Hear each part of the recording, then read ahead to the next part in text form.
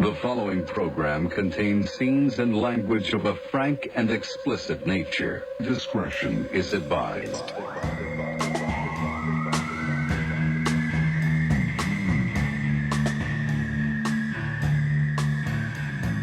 Welcome. Oh, wait, I'm not John Oliver. I like that, though. Welcome. Welcome. Yep. He's smacking shit. Oh, yeah. Anyway, welcome to the program, Rareform Radio. I did listen, not to the program last week, but I listened just to the intro because I had to load it, for the SoundCloud. And I heard you do the all right and then be like, fuck Todd. Fuck Todd. So I'm not doing that ever again. Yeah. No. The reason was I tried it and I'm like, this is not my thing. It was supposed to be like an ode to you. Yeah. But I just felt like a tool and it didn't work. So yeah, you sounded like one. So what happened was I felt exposed. So to get it off of me, I made fun of you. Yeah, yes, project. Yeah. Totally Exactly. get that. 100%. Totally You know the get drill. that. Yeah. Okay, cool. So, I'll give you one right now. Ready? All right. Welcome to the program, Rareform Radio, broadcasting from our fucking homes.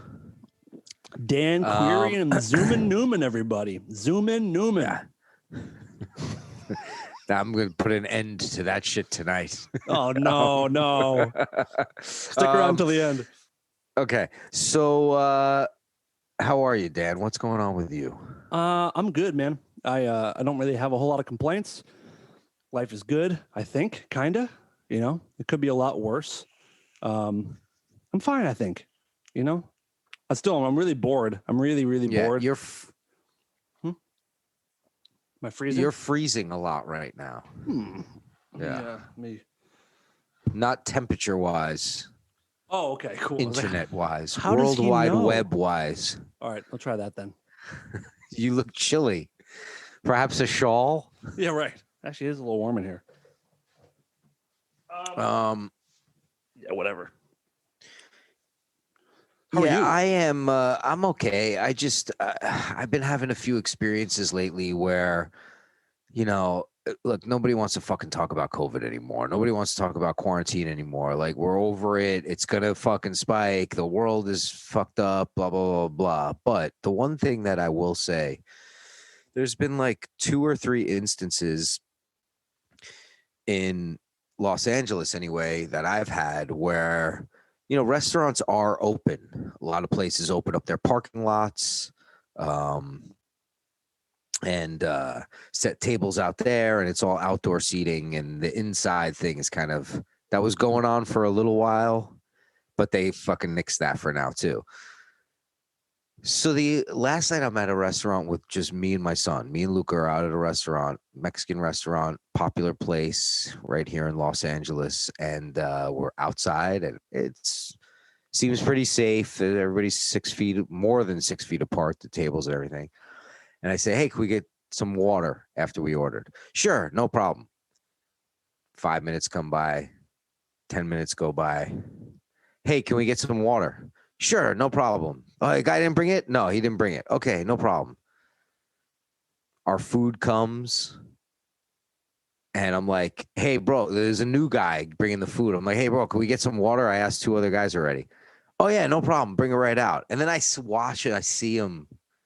And as soon as he walks away, I'm like, he's not getting that water. Like, he's just doing other shit, and I see him go to fuck a few other tables.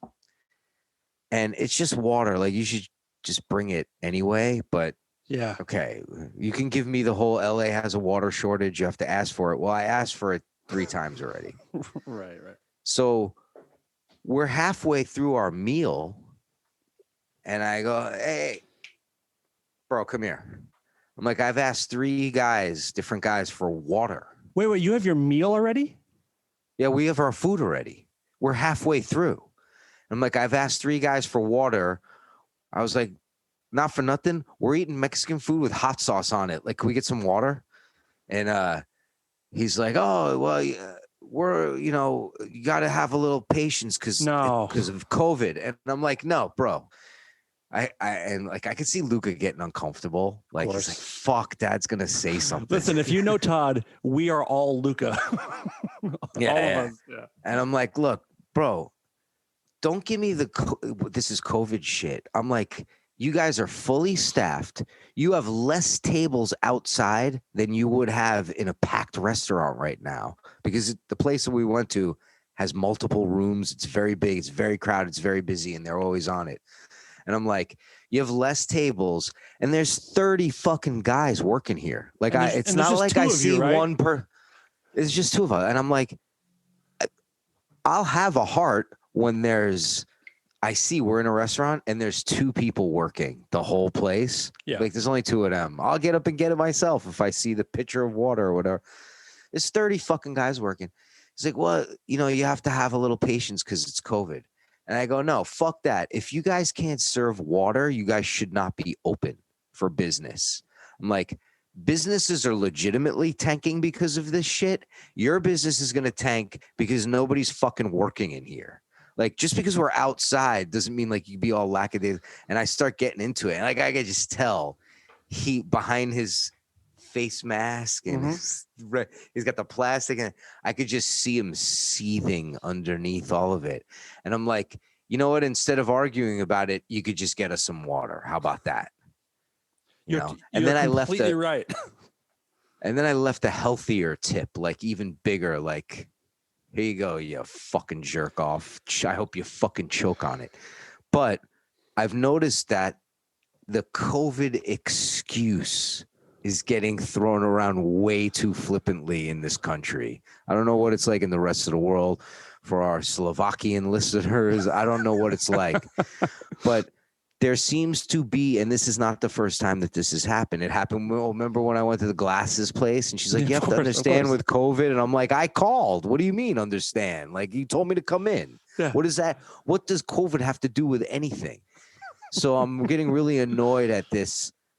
Just throw COVID at everybody as an excuse for just being a lazy fucking jerk off. Well, it's especially COVID. like with water. I mean, like it's the go-to, like, okay, bring it. I shouldn't have to ask for it. You should just bring it when we sit down. Yeah. And there's two of you. And I don't feel like it's entitlement. I feel like it's like, I asked 3 fucking times, man. Yeah. Come, let's fucking go. Well, everyone knows, like, in this time of COVID, it's a 4-time ask. We've all kind of accepted you got to ask 4 times. So you should have been a little bit more patient, actually. Yeah, I should have. It's my fault. I was just setting myself up to be hurt. You're an asshole, dude. You got to relax. You got to give these people a second. It's COVID, man. I'm a dick, but it's been like that a couple of times. I've had it. Well, you have to, with the way the world is, that's the other thing. They don't want to say the COVID word. Right. So they say the way the world is, or the way things are right now. You have to take it in the ass a little bit. And like, no, I don't. Not for stuff that's a no-brainer. Like, don't use it. And I also get it on business end too, like other business shit that I got to deal with. Did you email me the thing? Well, I didn't get a chance because of COVID. And to hit send on an email, you didn't get a chance because it's COVID? Like, no, you're not. Who the fuck? What do you think? I'm fucking a stormtrooper and you're a Jedi master? Like, no, I'm not falling for that. Right. I'm not, I'm over that part of it. I could deal with the quarantine. I could deal with lockdown. I could deal with it getting worse again. Oh, I just can't deal with the whole using it as an excuse to be a fucking idiot for everything. Very, very fair. And is this a place that you go to? Yeah, I go all the time. Even worse. Yeah. Should we during the next like protest, should we burn it down? Do you want to like maybe fuck it up? Maybe, yeah.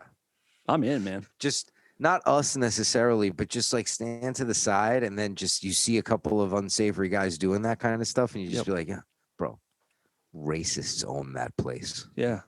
I'll just throw a brick and be like, Black Lives Matter right through the fucking window. Just take off. Fuck them. Fuck them, dude. Oh, man. So, yeah, I'm just that happened to me a couple of times this week. Not so heavy handed with all the other times, but just enough to just be like, oh, really? It's becoming a bit of an eye roll thing, a little bit. Yeah, like For the way sure. the world is. Right. I'm a fucking jerk off because the way the world is. Sorry, not my fault. You're wearing a cool shirt, by the way. Tell us about your shirt. Oh, this shirt is Hell yeah, dude. Very nice. very soft material. This is from the dual diagnosis, which is an how would I put it? It's art slash merchandise slash cultural powerhouse of art that a mutual friend of ours has his hand in. Featuring Life After Death Street and some other great artists. And you can go, if you go to @dual-diagnosis on Instagram, I know that there's a link there, but these are fucking super soft and there's a bunch of different sayings and a bunch of different phrases. And I am not a guy that will wear shit because someone gave it to me. Yeah. But like it's a cool shirt. I like the print. And Luca was wearing one. I posted a picture of him playing guitar. He was wearing the same shirt. The mutual friend gifted us a few of them. And they're very comfortable if you want to go support Dual Diagnosis. And I will say, if you give them a follow on Instagram, it's a pretty cool page. It's not like, here, buy our stuff. It's more like it's an art movement, and it's a very, very cool page, and cool installations. New York City, LA, street art meets clothes, kind of like what you said. But go support Dual Diagnosis. Absolutely, 100%.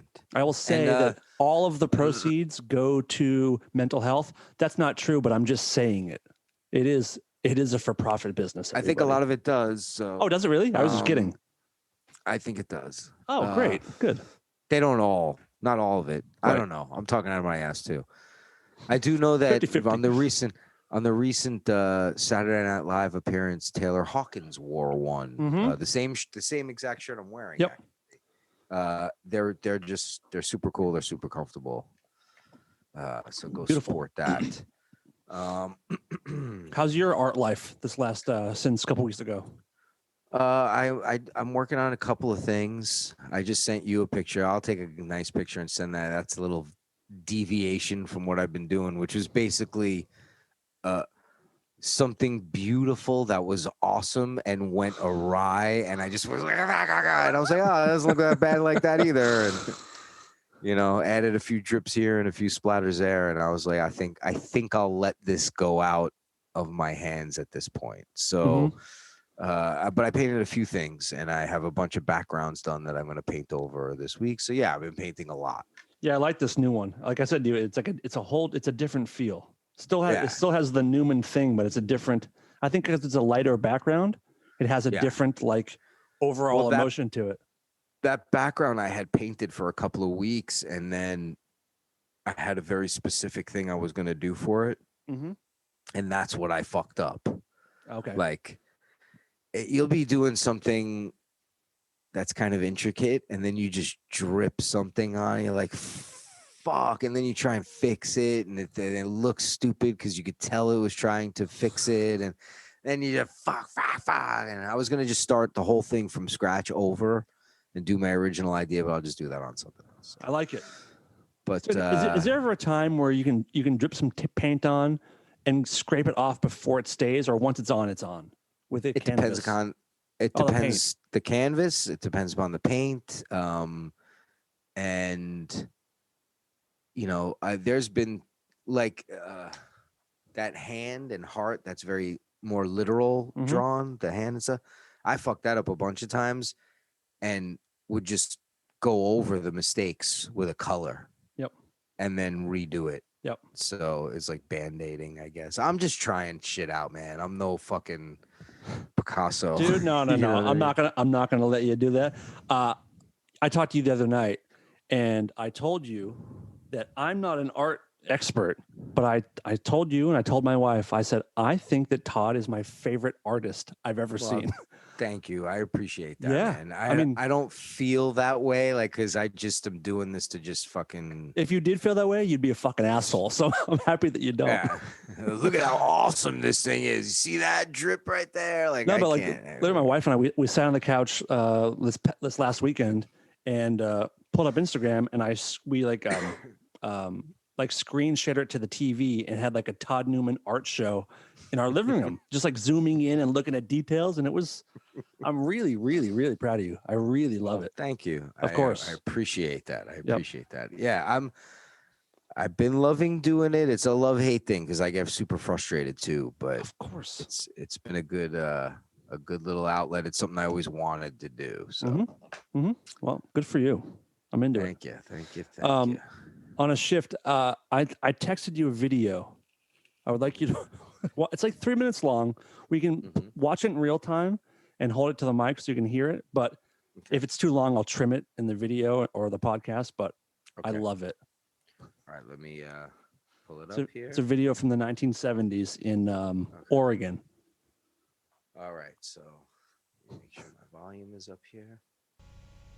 It had to be said, the Oregon State Highway Division not only had a whale of a problem on its hands, it had a stinking whale of a problem. What to do with one 45-foot, 8-ton whale dead on arrival on the beach near Florence. It had been so long since a whale had washed up in Lane County, nobody could remember how to get rid of one. In selecting its battle plan, the Highway Division decided the carcass couldn't be buried because it might soon be uncovered. It couldn't be cut up and then buried because nobody wanted to cut it up, and it couldn't be burned. So dynamite it was, some 20 cases or a half-ton of it. The hope was that the long-dead Pacific gray whale would be almost disintegrated by the blast, and that any small pieces still around after the explosion would be taken care of by seagulls and other scavengers. Indeed, the seagulls had been standing nearby all day. Just wait, it's so As good. everything was being made ready, we asked George Thornton, the highway engineer in charge of the project, for his final observation. Well, I'm confident that it'll work. The only thing is we're not sure just exactly how much explosives it'll take to disintegrate this thing so the scavengers, seagulls, and crabs and whatnot can You'll clean see. it up. Is there any chance it might be more than a one-day job? If there's any large chunks left, and we may have to do some other cleanup, possibly set another charge. This is like a Family Guy. Dynamite was I buried know. primarily on the leeward side of the big mammal, so as most of the remains would be blown toward the sea. About 75 bystanders, most of them residents who had first found the whale to be an object of curiosity before they tired of its smell, were moved back a quarter of a mile away. The sand dunes there were covered with spectators and landlubber newsmen, shortly to become land blubber newsmen, with the blast blasted blubber beyond all believable bounds. I think it's doing the countdown now, right? Okay. Listen close.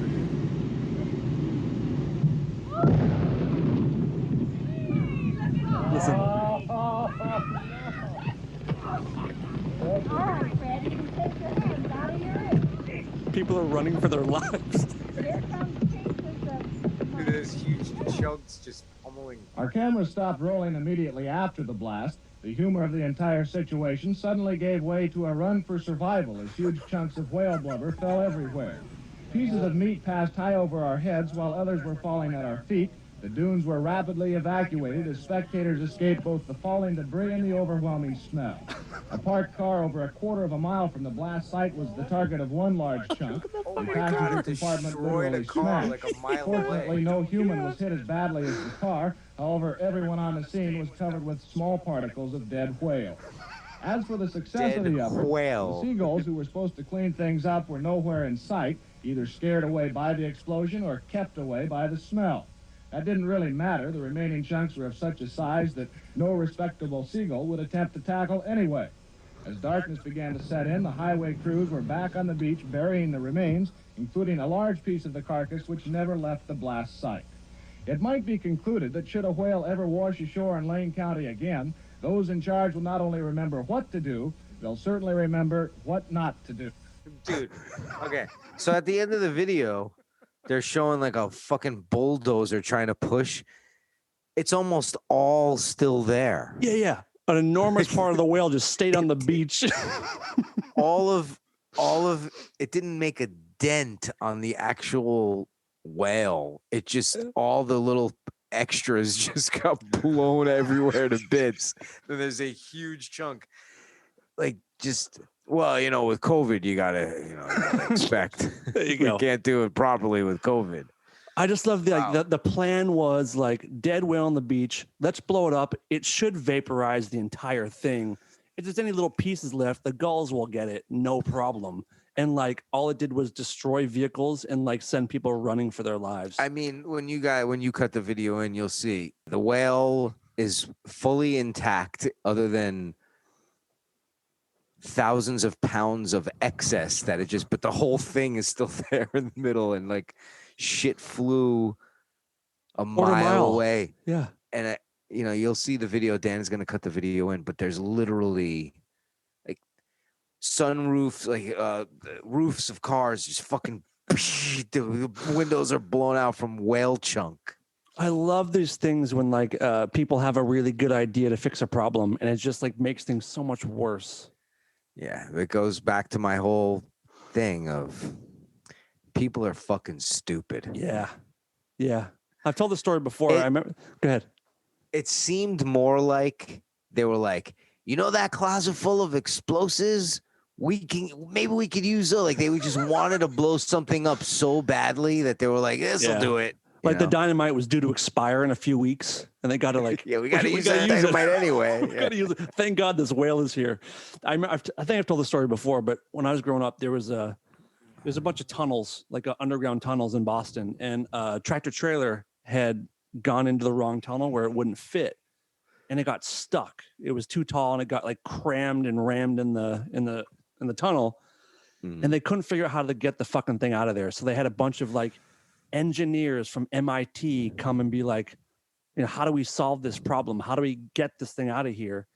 And there literally was a little girl standing by the tunnel, like eating ice cream or some shit. And she's like, why don't you just let the air out of the tires and back it up?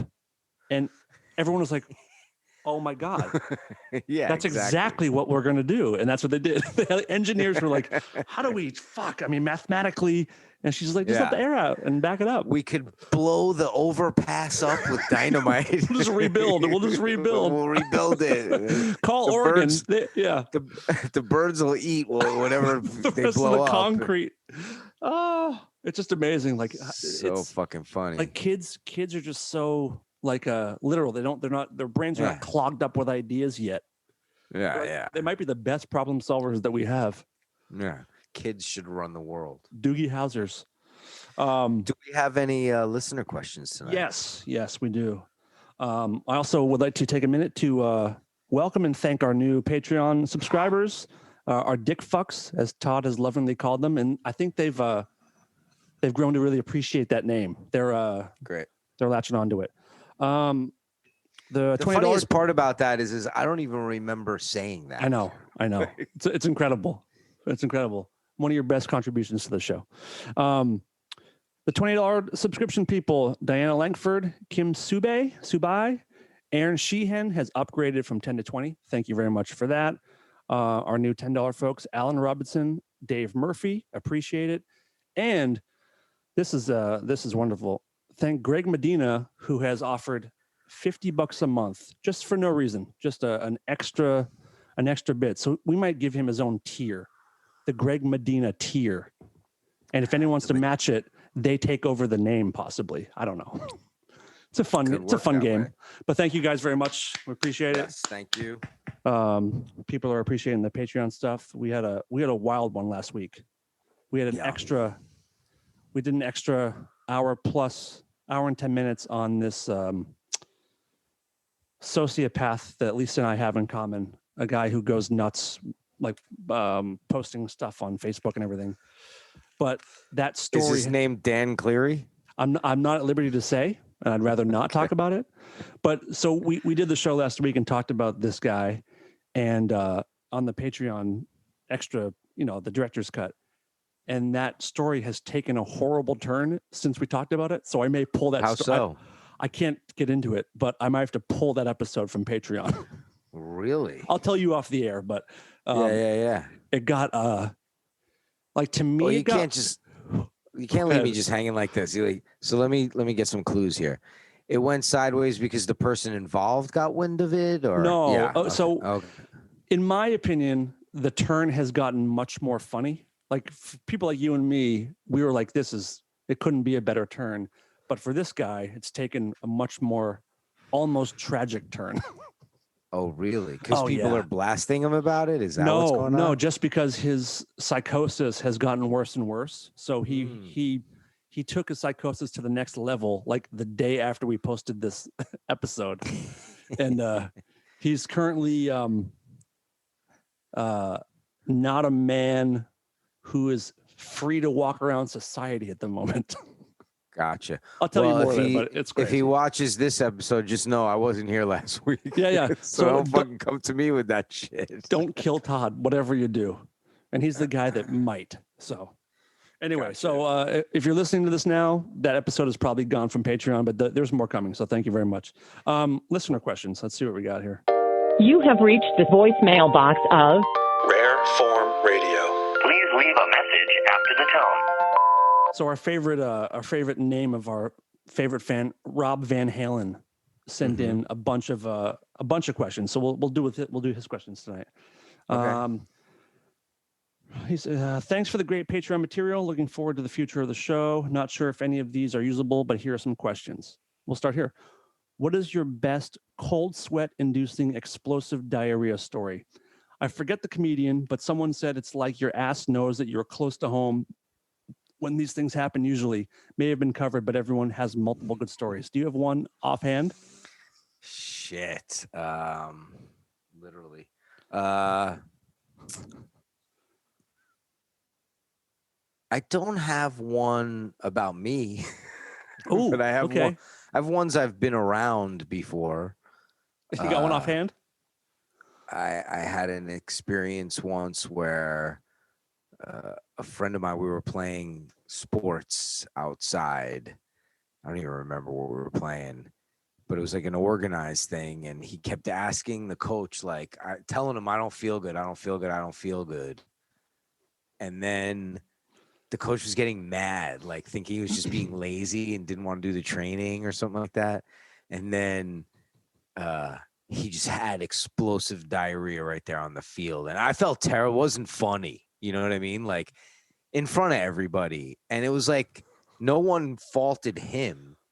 Everybody he was like, crying out for help. He wanted like, he knew he didn't feel good. Like this guy just did not listen to him, would not let him fucking sit to the side. Shit, that's rough. So, did he shit in his pants or did he pull down and? No, he shit in his pants. Again, it was everywhere. I felt terrible for him, even as a kid. Like when I was not a nice kid, right? You know what I mean? Like yes, this was no joking matter, right? And I think everybody kind of felt the same way. Like everybody was horrified and just mean, like negative towards the guy, the adult in this situation. Good. Okay. But there was one time with me. There was one time with me where I was at the gym with a buddy of mine, my old writing partner. Okay. And I was like, dude, I didn't live close to it and he did. And I was like, dude, we got to fucking get home fast. We were walking back to his house because we would go to the gym, work out, and then go right. And we were walking and I was like, you know, that moment of, yep. That Dumb and Dumber Jeff Daniels moment of, just shaving. Like, I was like, dude, we got to get to your fucking house. We got to get to your fucking house. So we're walking and I'm like walking. And like right when we got to his door almost, you know how like, oh yeah. Your asshole, you can close it, but like it'll try and open on its own against your brain's will. Like yes, your brain's it's will, like your brain is trying to keep it closed and send the signal of close, but it's like it's coming, right? So your asshole's going rogue. It wasn't a full on, and I was like, oh. He just looks at me, he goes, did you just shit your pants? I go, I don't think so, but I almost did. So I walk into the bathroom And I don't put my pants and I pull my pants down and I go to the bathroom and I come out and he goes, you all right? I'm like, yeah. And I go, but look at this. And I open my button of my pants and I just like pull down half the leg. He goes, what happened to your underwear? I was like, it's in your garbage, dude. A little bit slipped out. It wasn't like enough to warrant a full on, thing, but it was enough to I'm not bothering washing those. I will buy new ones. Yeah, these ones have seen they went down fighting. Yeah. I was this is probably 2000. Are you done? Is that the end of that story? Oh yeah. No, because then we cracked up for like he just started laughing, which made me laugh. And it was like we were laughing for like a good 25 minutes, sweating. Just over a bodily function. That's how men are. Yep. It's really, really great. And there almost is nothing funnier than shitting, if you think about it. It's just so weird. Completely. And I kind of have a similar story-ish. I was with my best friend who I moved to LA with. This is probably 2000. And we're driving through the valley, not far from where I live, actually. And like middle of the day, and I felt that stomach thing happen where it's like, I'm wherever we're going, we're not going to make it there in time. And I don't like shitting in public places at all. I don't like me shitting, neither. I don't like airplanes, restaurants. I don't like shitting at other people's houses that I know well. If I know them, I like my own. Yeah. I'll do it, but I don't like it. Yeah. If I'm anywhere but home, I feel like I'm on the clock, and like I always feel like someone's waiting for me, and I hate that feeling. So I'm trying to like do the math, and I just know the math is not going to work out in my favor. Like we're not going to make it wherever we're going. And there's a bunch of like car dealerships. Were you doing this? Because I've done this move. Well, at least when you're driving. I don't know if you were driving in this. I was passenger. You like? Oh yes, yeah, absolutely. Yes. When there's a pain. It's like, oh my god, ow, dude. Ow, and then it goes away for a second. That is such. Okay, I'm gonna make it, and then it comes back, and you're like pushing your foot into yes, dude, the floor of the car. You are pulling out the best detail that everyone can relate to, and I would have never thought of it until you said it. It's like the imaginary shit gas pedal, brake pedal. Like is what you're doing. Like I've had it before. Like my leg aches for like hours afterwards because you're pushing so hard. And I don't know. Like, are we trying to straighten our bodies, or like what is it that's going on? I think it's a combination of straightening your body, and the pressure of pushing that hard is a distraction to what your stomach or your colon's trying to do. That is the best detail that you picked up on. It's so true. So we're driving, and there's a lot of car dealerships in North Hollywood, and we got to the point where like we got to stop. It's the middle of the day. There's people everywhere. There's cars everywhere. And I jump out of the car, and I'm like, if I didn't get my pants down in another second, I would have shit all over myself. So I squat between two cars that are for sale, and I shit all over the ground between these two cars. This is in the summer. So like, I probably shit for 20 or 30 seconds. There's a lot. And it was everywhere, but like, it was a huge, but like one puddle. And we get back in the car and we leave as fast as we can. I have nothing to wipe with. I just pull my pants up, and it's just one of those disgusting ones. Yeah. So that happened. The next day, him and I are hanging out. We're like, let's go see if it's still there. I'm curious what happened. We go back the next day. Now it's like a dried cow flap, like just a solid, hard brown puddle between two cars. A frisbee. Yes, I guarantee I could have picked it up. Well, that's like that time. This wasn't explosive diarrhea. This was that time that I pissed, and I've told this on Dark Matter before because it happened when we were doing Dark Matter. Okay. Yes, yes. When you were, I'll just give the cliff notes really fast. Yeah. I'm fucking driving around. There's nowhere to pull. I gotta piss so bad. Like I must have drank 5 bottles of water, and I got caught in traffic, and there's just nowhere. And I pull into this empty lot. It's like I realize it's a church after the fact, and it's like right next to this thing. And I pull over, and I just I had to piss so bad. I was wearing Adidas sweatpants the old school kind, and I pull it down, and my dick is starting to piss, and it flips up from the pull down of the waistband, and I'm pissing while I'm pulling it down, and it flips up and gets in my own mouth. It's my favorite. It's my fucking favorite. And I piss all over myself, all over my pants, and there's a guy in the next store, and he sees me, and he's like, "That's a fucking church parking lot, motherfucker!" And there's a fence, and he's walking like a rabid dog up and down to try and find a way to go through the fence to come at me. And I'm finally just like, "Fuck you, motherfucker!" I get my car like this. And then I pull, and I just fucking piss all over myself. Just like I pissed in my own mouth. If you think I wouldn't piss in your mouth, motherfucker. Yeah. Have a heart. If anybody needs God right now, it's me. Oh my God. That's so great. I told you the time I pissed in my own face when I was a little kid. I was sitting on the toilet, and for some reason I like looked at my dick. I was like sitting there I just looked down at it. And I don't know, like you always know when you're about to piss. But like for some reason I pissed and I shot right in my own face, just looking at my dick. There's a medical term for that. Being retarded. Mental retardation. I thought that might be it. Yeah, I suffered from it as a kid. I'm doing better now. Right. So here's another little quick endearing piss story. All right. Luca is born. He's like 8 minutes old. When you have a kid, at least at this hospital, they take the mother to the recovery room, and the father is responsible to stay with the baby. You have the same ID bracelet, like, just so there's no swapping or whatever. And they rush us into a room where there's like the little warmer. It's like a clear plastic bed kind of, and there's a light over the top of it. And he's literally 8 to 10 minutes old, and he's just like still got blood and cunt cheese all over his face. And he's just ugly and gross. Yeah. Actually, Lola was ugly and gross. He was a cute, even as a brand I just meant gross, newborn. like covered in shit. Like just yeah.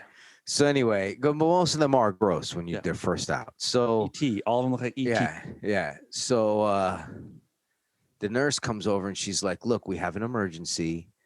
Stay right here. I will be back in like 2 minutes. They're bringing a baby in that was just born that's like not breathing."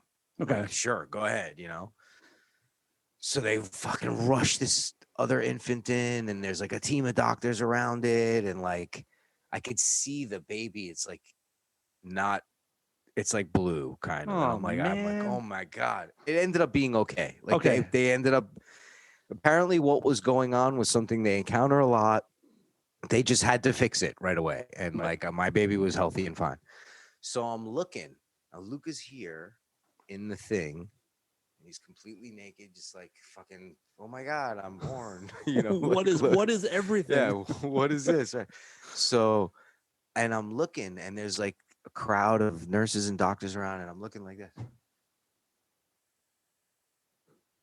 And I turn, and Luca is midstream pissing, and it goes like this. Right into your mouth? Right into my mouth. And I was like, well, if this is setting the tone for what this child is going to be like, what fatherhood's going to be like, he pissed in my mouth within 15 minutes of his life, right? The first 15 minutes. And he's been shitting on me ever since. There you go. And so I grab like a little towel thing, and I'm trying to stop it. Like I put it on top of it.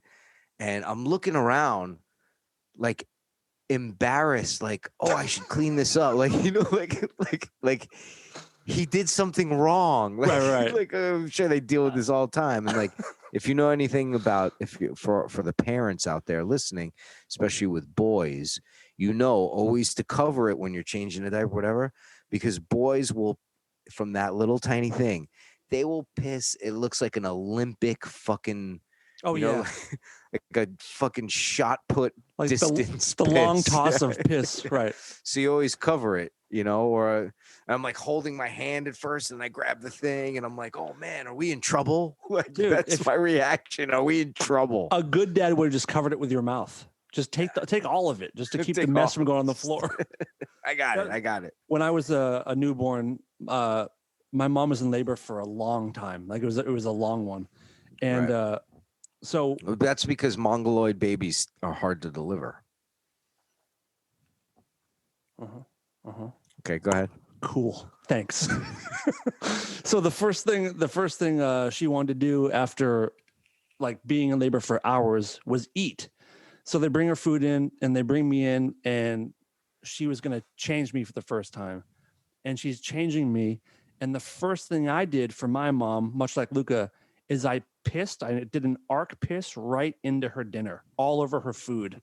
So she was starving and they had to like get rid of that food and bring in a new meal for her. So little boys are the worst. We don't give a shit about our parents.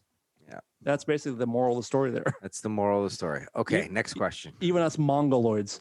I just like that I'm referring to you as so a good. mongoloid. I love it right too. now. I'm into it. Enjoying the podcast? If you'd like to show support for Rareform, there are a couple of ways. Become a patron at patreon.com/rareformradio.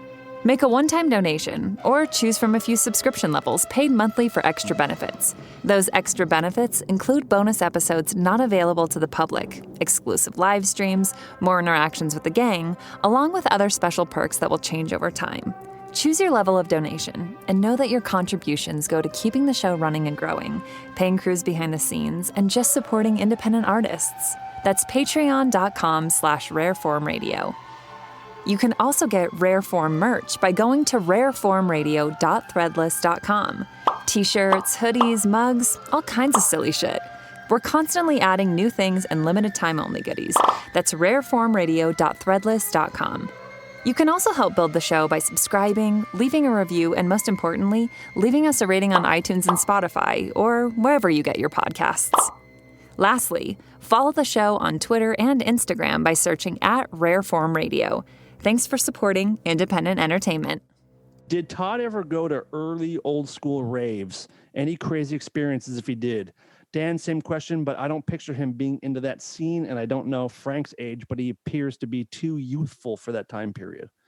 I went to a weird rave once right after high school for like an hour, and it was not my thing. And because I feel like raves, you have to kind of be a drug guy a little bit, and I just wasn't at all then. But I imagine you probably found your way. I found my way to a couple. Again, same thing. I went for the drugs. Like the scene was not my scene. I went with other people that was like interested and curious and like, let's check out one of these. I'm a little too old actually. Like raves are a little past my thing. And once raves started really hitting big, I was already into isolation drugs. Like I do not want to be around a bunch of people feeling the same way I do. I want it to be alone, and I want it to be a fucking purgatory of my own making. And just on the verge of being conscious, unconscious. I mean, yeah. So I went to a couple, and I get what they were doing there, and I get the music conducive to the drugs most of the people were on, but I was like, I felt old, and this is a long time ago when I was not that old, but I felt old, and I was just like, this is not my, I was brought up going to heavy metal and concerts and punk rock shows and shit like that. And I was like, raves. It was like 90s, right? That kind of started 90s ish. Techno music and shit. I was like, I can't do this. And also like rock concerts, metal concerts, punk rock concerts, you can find similarities with people in those crowds.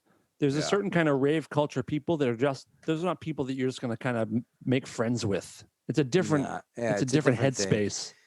Yeah. And I mean, and I went to pseudo ones too, where it was like, they were trying to be that rave culture and they kind of weren't. Does that make sense? Mm-hmm. Where I was just like, these guys are kind of fucking phoning it in, but just all the neon light, like the fucking glow sticks and the constant beat of music. Like I was just like this. It felt uncreative to me at raves. To me, it feels like if you're on drugs, it feels like it would be overwhelming to be there, like too much stimulation. And so I think some people want that on those particular drugs. That most people are taking a lot of ecstasy and fucking tripping out and shit like that. And I'm like, not for you. Not for me. Did you? I went to a few, but it wasn't for me. Did you have friends that were into? Did you have like raver friends at all? I had friends that weren't ravers, but I had friends that went to raves because they thought they would get laid there, which is just stupid and shallow. So I'm just like, whatever, guys. Yeah, I'm staying home tonight. Yeah, not my thing. Next question. What is your best gross sex story? I heard comedian Ryan Sickler say a girl he was dating asked him if she could give him a blowjob while he was taking a shit on a recent episode of Your Mom's House podcast, which is one of my favorite podcasts. But that is what a disgusting ask. I don't like to judge people for their like kinks or whatever, but if you have a shit one, you're weird. And that seems like a fucking guy fetish, not a girl wanting to do that to a guy that's taking a shit. It seems like a guy would be like, "Let me eat your pussy while you're taking a shit." Like, oh God. Yeah. I mean, the grossest one I had sex with a girl like moments after she had thrown up, like moments after she puked. So like the whole time we're doing it, I can like smell her puke breath. Yeah, I've done that before. And like 6 or 7 times. With 6 or 7 different ladies. Yeah. Yeah, that's what I mean. Yeah, I don't think I have any real disgusting sex stories. I do. Let's hear it. I have 2. Well, no, that's not a sex story. I have 1. Okay. I was dating this girl at one point, and I was home. I was in my apartment. I shared an apartment with a bunch of other guys that I was going to school with, and I was home, fucked up doing whatever we were doing, like mushrooms or something that night, and this girl that I was seeing came home and she was drunk. It wasn't my girlfriend. It was just some girl I was seeing. And she came home wasted drunk and like wanting to fuck around. And I'm like, I'm still kind of tripping. Like, but she's like, come on. So I'm like, oh, fine. I'm like doing a mercy sympathy thing. Right. And I can't really focus because I'm still kind of tripping out. And I'm laying back and she's blowing me, and then she just stops for a second, and I know in my head it was like it happened so fast, but it was all slow motion in my head, and she just puked all over me, and that was the last time that we ever saw each other like that way.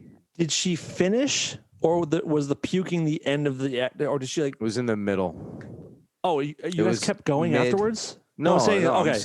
It was like we were 2 minutes into it. Okay. And I knew it before. I'm like, she's so fucking drunk. Like, this is not going to end well. Did she puke on your dick? Oh, my whole midsection. I'd get up and jump in the shower, and like, I took like a fucking 3.5 hour shower. Like, you ever see Silkwood? No. Silkwood's a movie with Meryl Streep where it's a true story. It's a great movie. Where this power plant to get radiation, and when you're a worker in this nuclear power plant and there's a radiation alert, they like throw you into a room and hose you down, and then they scrape you with like steel brushes to keep the radiation off. Like, that's what I was doing to myself. Like a bunch of pads. I came out, I couldn't even put a towel on because it was like sticking to the fucking raw scabs all over my midsection. It's like a burn victim, like a Chernobyl guy. It's the fucking worst. That one, and then another time. This is actually the same girl before that incident. Okay. This wasn't a sexual thing though, but I was in bed and I had been drinking all night, and I don't know why we weren't hanging out, but we weren't. She came home. She came over to my place, and we had this door. At some point, I had a violent outburst at some point in that apartment, and I kicked the door off the hinges. So basically, you know how a hinge on the door has the little slots, and you can line them up and put it back in. There's supposed to be a pin that goes in it. Yes. Yep. Well, I don't know what happened to the pin or whatever, but what we would do is put the door in there and shut the door. It would close and lock it, and it would appear to be a working door. But really, it's off the hinges. Really, it's off the hinges. So she's drunk and she fucking pushes the door open. My bed's like this, and the door is right there. And the door, like I hear the push, and so I wake up, and the door falls right onto my stomach with her on top of it and all her weight. And I just because it was, I wasn't feeling sick, but like the jarring of hitting my stomach, fucking a full wooden door with a human being behind it on top of it. Oh, coming in hot. Yeah. That's not a sexual story, but it was same person. It's weird. It's interesting to have multiple puke stories with the same person. Not fun. I don't know how when she puked on you that you didn't throw up. I would have. I was gagging and I was. I'm getting gaggy right now, even just thinking about it. That made me have a memory when I was a kid. I was. Do you remember candlepin bowling? Do you know what candlepin bowling is? It's the really thin pins with a tiny ball on like a table. No, a bowling alley. No, I don't know that. It's basically that's some like redneck Boston. It's not redneck. Thing. It's Massachusetts, Vermont, New Hampshire, Maine. It's like their own kind of bowling. Northern rednecks. There you go. Okay. It's more it's white trash bowling. It's kind of what bowling. It is. Okay. Yeah. Okay. We agree. We'll agree on white trash bowling. Fair. Yeah, so it's 10 pins, really thin pins, and the ball fits in the palm of your hand, so you can whip that thing. And I was on a candlepin bowling league when I was a kid, and one of the kids on my team, he was like the dirty kid, like everyone, like all group has like a dirty kid. Yeah. So him and I were like wrestling or something, and his head, like his face, smashed into the top of my head for some reason, and he started crying, and I feel my head and it's wet. I'm like, what the so I go in the bathroom, dude. There was like the mushiest boogers in my hair.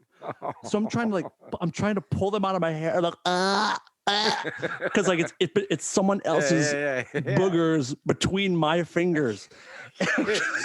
Stringing it, and it's like globby and blah. And I had to wash my hair on the sink, and it was one of the grossest moments of my life. I had one time, this isn't a gross moment, but I was at a sleepover with like a couple of kids from the neighborhood. We were all in this kid's room, and we shut the lights off.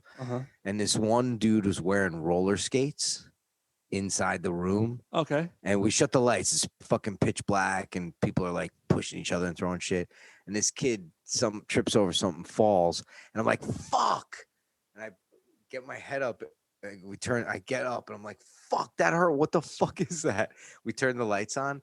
His front tooth was stuck in my head. And I had to go. It wasn't gross necessarily. It was just the weirdest fucking thing. Was it one of his baby teeth, do you know? Or was it like an adult tooth? I don't know. I mean, we were in like 5th grade or 6th grade. So it might have been his baby tooth. Might have been. But it just came right out. And it was like I had a little Fred Flintstone like knot on my head, and his tooth was just in the middle of it. Little dot of blood. It's like a candle on a cupcake or something. Yeah. That's fucking great. All right, what's the next question? I need some water to come. I'm still thinking about that booger in my hair. His name was Robbie. I still remember that. It was so awful. What are your favorite podcasts? Would appreciate some recommendations. I recommend the aforementioned Your Mom's House podcast with Tom Segura and Christina P. You don't really do podcasts, do you? At all? None of them? No. Okay. I'll listen to one now and again when someone points me to like a topic of a Joe Rogan or something like that. I'll check it out, but I don't subscribe to podcasts. I don't listen to them. I just not because I don't like them. I'm sure there's amazing ones out there. I just don't have that kind of time. You know what I mean? Like I want to catch up on TV and movies, and I know if I became a a regular podcast listener would be too consuming for me. Do you know what I mean? Like, true. I mean, the only difference is like, well, there was a time when you used to drive a lot, and that's when podcasts are great when you're doing when you're out and about driving. Then I'll list off a few. I'm really into that Your Mom's House podcast. Do you know Tom Segura, the comedian? I know who he is. He's really, really, really fun. Him and his wife have one, and they're like, he has dark humor like we do, and really, really, really good. He has another one with Bert Kreischer called Two Bears, One Cave that I love. Bobby Lee has 2 podcasts, which are fantastic. You know Bobby. Bobby Lee is, I know Bobby, and he's fucking, anything that guy does is going to be funny. He has one he does with his girlfriend called Tiger Belly, which is one of my favorites. Another one he does with a comedian, Andrew Santino, called Bad Friends. Those are great. Bill Burr's Monday Morning Podcast is awesome. Yeah, but I know Bill Burr's is awesome because I've heard a lot of his episodes just because of, oh, you got to check this thing out, he says, and I listen to the whole thing. Yeah. What's amazing about his is it's just him talking into a microphone for an hour about, I mean, I only a stand-up comedian can do that, I think. Just going with no real plan. It's like what we do, but imagine if you had to fill an hour just talking by yourself, which you've done before, actually. You've done either rare form or dark matter before by yourself. What else is good? There's one called Radio Rental, which is kind of like a horror podcast of people telling like real stories of weird, terrifying shit that happened. Like one girl tells a story. It's a long, drawn out story about some guy tapping on her window, and she was worried she was going to get killed, and come to find out it was Ted Bundy. Like later on, she realized it was Ted Bundy who was like, trying to kill her, and she didn't realize. So Radio Rental is great. I'm going through my shit. Have you ever heard of the Rewatchables? Bill Simmons. You know who Bill Simmons? He's like a sports, like a has a bunch of sports podcasts, but he's the workout guy, right? The guy who does the that's sweating to the oldies. That's incorrect. That's Gene Simmons. Oh, from Kiss. Richard Simmons. Yeah, Richard Simmons. Yeah, the Rewatchables is cool. It's him and a couple buddies who. J.K. Simmons. Correct, from Spawn. Yeah. Yes. They dig up. They'll watch like Good Will Hunting or Goodfellas or any movie with good in it. Basically, no, I'm kidding. But they'll take an old movie from before and they'll watch it and pick it apart and talk about the best parts and the acting, and they'll do good movies and shitty movies. So there's a bunch of podcasts for you right there. There's thousands of them. It's hard to pick, but there's that. Mark Maron has a good one too, if anyone's interested. Another question here. Possibly offensive question. Ooh. I've been a huge fan of the Stern Show for decades, but I honestly think it has really dropped off lately, especially in the pandemic days. What are your thoughts on the state of the show? I will always have good memories of the show, but not sure I want to keep paying for it the way it has been. You have an opinion? Well, Howard Stern is one of my fucking heroes. I've been listening to him since I was a kid in New York, when he was locally in New York. And I liked the show, the turn that the show had taken when I was younger. I liked the stripping games and it was fun, and because no one was doing it, so it was just outrageous, and it was like, I can't believe this guy's doing this. And then I liked when it took the more serious tone of interview. I think Howard Stern is one of the greatest interviewers on the planet. I think number one in my opinion, hands down. To be honest, because I haven't been in the car as much, and that's where I listen to. I haven't listened a lot during the pandemic. When I'm in the car, it's like I just throw on the radio. I don't ever listen to radio either. I just listen to my music.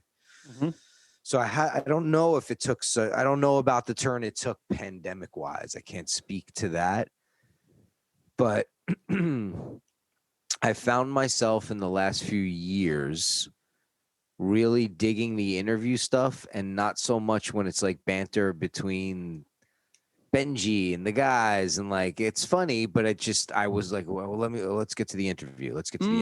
Okay. And The thing that's amazing to me about Howard Stern is he has the ability to make me interested and like someone that I never thought twice about, or that I had a preconceived notion of why I didn't like that person. Absolutely. So, yeah, that's what I got to say about that. What do you think? I agree with everything you said. I think he is far and away the best interviewer out there. The pandemic, they started doing the shit over Zoom, the same way we're doing. And it took them a couple weeks to kind of get their footing as far as sound quality. But it's COVID, so you have to have you gotta be patient, everybody. Like give them a water.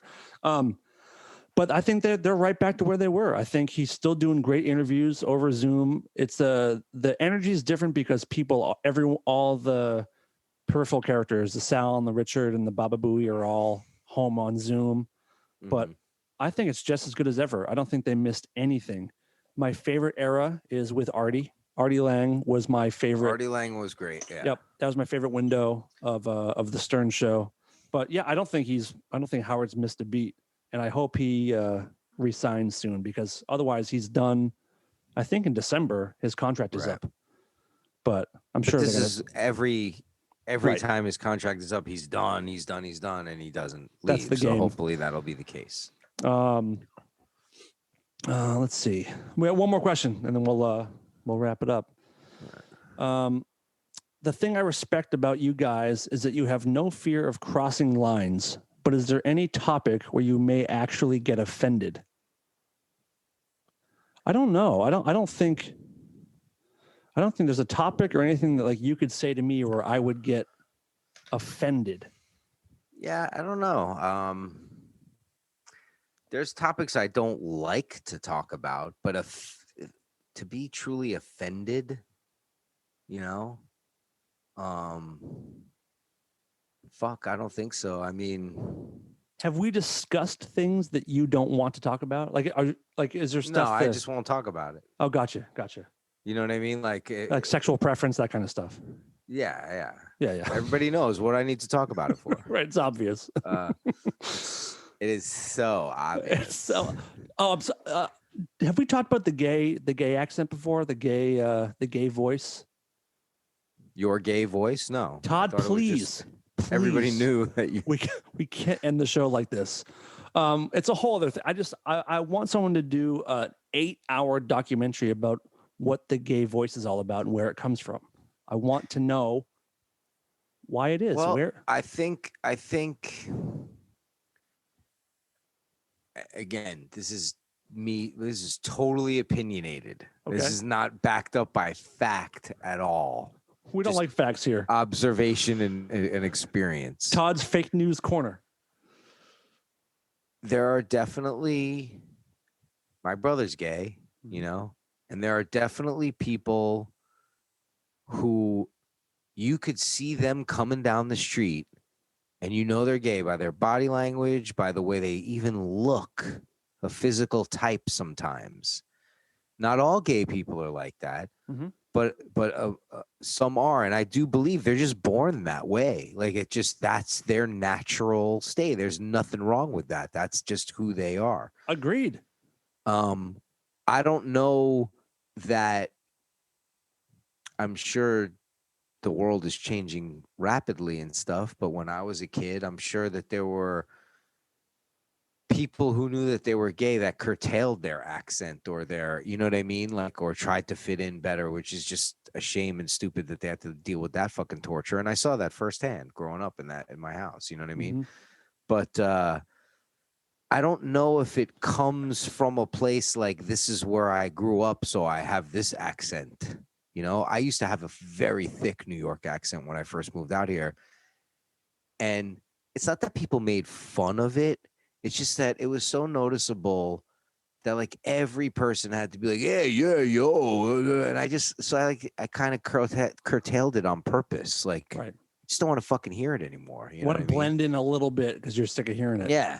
And when I'm in New York or when I'm talking to my friends that I grew up with, it comes right back. Or my kids and my wife say, when I'm mad, it comes out. Like when I'm yelling. Oh, yeah. It comes out a little more. But I just think I honestly think it's like an innate thing on a lot of the. I think, of course, there are definitely people who are perpetuating it to throw it in your face, Mm-hmm. you know.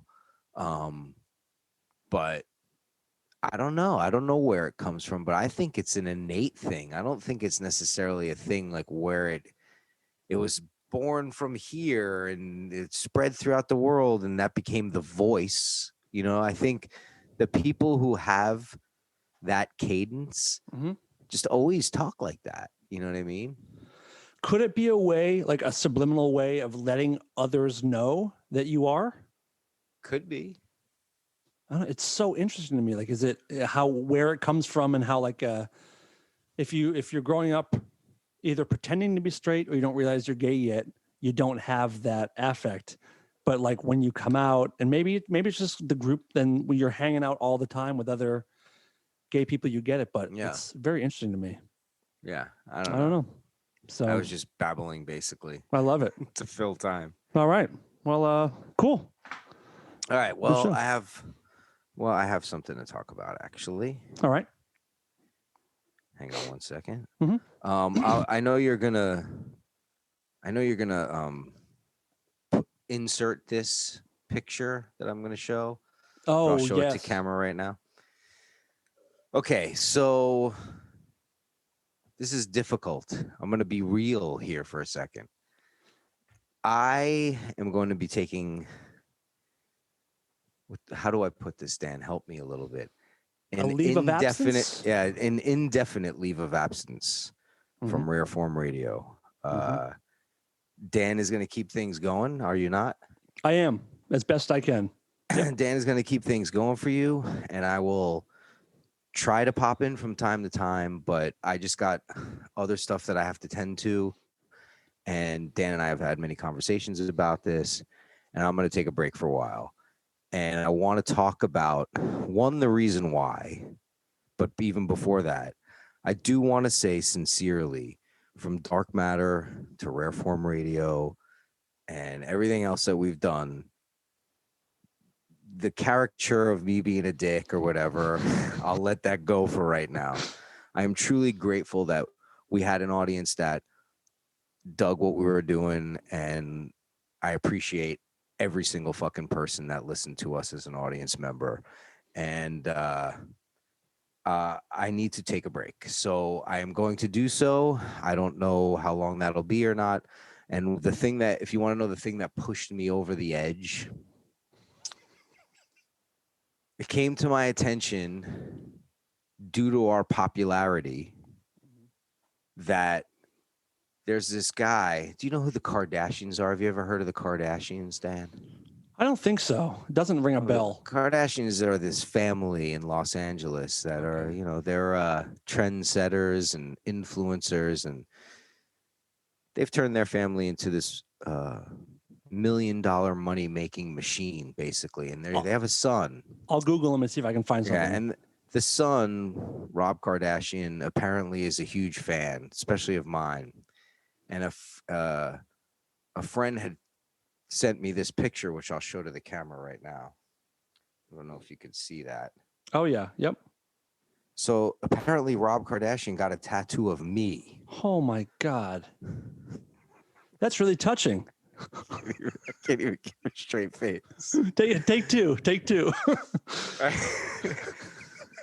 And with seeing this, I had very mixed emotions. There's a couple of people out there that listen to us that have gotten my portrait or caricature, my likeness tattooed on them.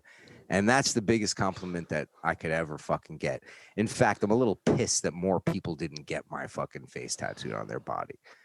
And that's one reason why I can't continue on the way I am right now. With your disappointment in our audience not getting you tattooed on them. Exactly. Like, I just don't feel like enough people got me tattooed on them, so I got to leave. I mean, it's a valid gripe. Once I saw that Rob Kardashian got me tattooed on him, I said, you know what? This thing's just getting too big. It's a monster that we can't put back in its cage. So let's take a look at the work of me on Rob Kardashian once again. He's got the hair down. I don't know if that's my face so much.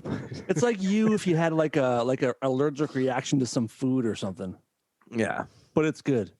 but it's good. I was worried that's actually his father. I was worried that you were stepping away because of my face swap videos. Well, I was going to get to that. No. I was going to say there's a few reasons why I'm stepping down for right now. I can't handle the face swapping that Dan does. I can't handle the filters. Now, I know that you don't do this on the show, and you do it on your personal page, which I should have no say about what you do personally in your own social media, right? But freedom of speech, but I also have freedom of consequence, I guess. Right. And one of the consequences is I just can't be a part of that. I can't be party to it anymore. And your Britney Spears videos of you dancing around, I just can't do it anymore. I'm going to hide and paint for the rest of my life. You know what sucks is like you warned me that this might happen and I ignored your warnings. I did. You did say like if you keep doing these, heed the call. If you keep doing these, I'm going to take a personal hiatus, and I went on with it. I got addicted to that's right the likes and the comments and the feedback, and I liked bothering you, and now here I am.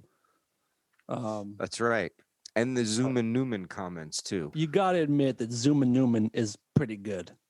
No, it's terrible. It's pretty fucking good. It's terrible. All right. It's the thing. It was the straw that broke the camel's back. No, in all seriousness. Yeah. Let me be in all seriousness. It's really hard for me right now to do this, but yes, I am taking a little a personal break, and I don't know when or if I'll be back, and I just want to be open with everybody. And I do want to say, stepping away from being co-host or whatever, just as a human being, I do appreciate every fucking person that has ever commented, that has ever listened to us, that has ever shown us any kind of fucking love. And Dan's going to keep Rare Form Radio going, and I'm going to keep doing stuff. If you want to follow me on my Instagram at Todd Newman, I'm going to be doing my art stuff still. I'm going to be working on a bunch of other projects and everything, but I just got to take a break right now. And I do love our audience, and I do love you, Dan. Likewise, buddy. And it's sad for me to have to do this right now, but yes, I'm gonna. This is my farewell. Yeah, this is my farewell, and Dan has been nothing but supportive about it and cool about it, and I thank him as a friend and as a co-host, and it has been awesome. Well, dude, you're a brother, so I support that more than anything. And I told you before, and I'll say it again. You know, this is your show, so if there's a time you want to pop in for a show, or you want to come back full time, or you don't, it's here for you whenever you want it. I'm looking forward to being able to do that. I just can't right now. We know that that's the case, and yeah, man, I'm speechless for the first time on the fucking radio. I'm fucking speechless because this has been a big part of us for a while, and the Rare Form flag will fly, and there's going to be a lot of stuff under that flag and under that umbrella soon. So, and you don't have to make that going. You don't have to make a final decision, and that's the beautiful thing. Do what you got to do, and that's it. I mean, thank you, Todd. It's been a pleasure, and I look forward to seeing you outside of the show. And Dan, there's one way that I could come back next week. If I quit, if you quit, and you get a tattoo of me right on your heart. Don't you tempt me, because it'll be done, and then I'll hold you to it. All right. Well, Todd, I love you, buddy. I love you too, Dan. I love all of you out there for putting up with us and listening to us, and I hope some of you had poignant moments with us, and I hope some of you had fucking big laughs. Yep. Stick around while we recalibrate. We'll have a show next week. I think I have a guest lined up for next week, but look forward to it. And Todd, we'll talk to you soon. All right, buddy. I'll talk to you in a bit. Bye. This is Lola, and I'm here to tell the world to stop being such pussies and listen to Rare Form Radio.